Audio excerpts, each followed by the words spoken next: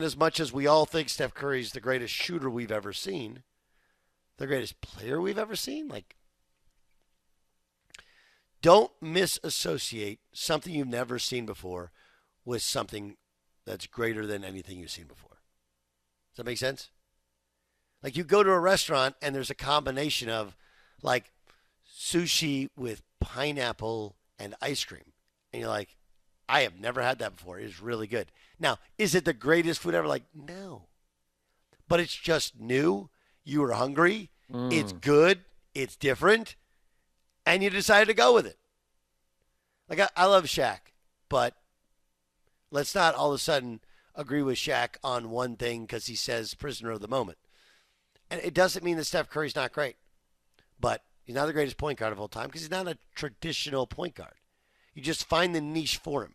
Like, well, point guard, shooting guard, whatever.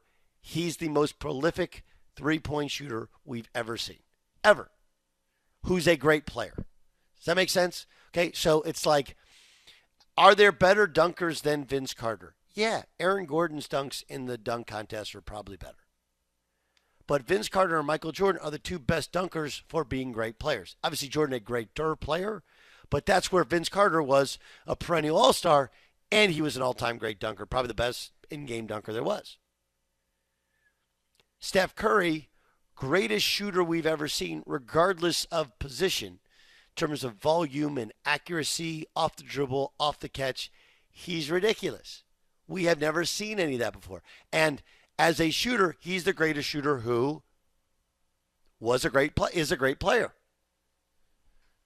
Right? That's how you characterize Steph Curry. He's the greatest shooter who's also a great player.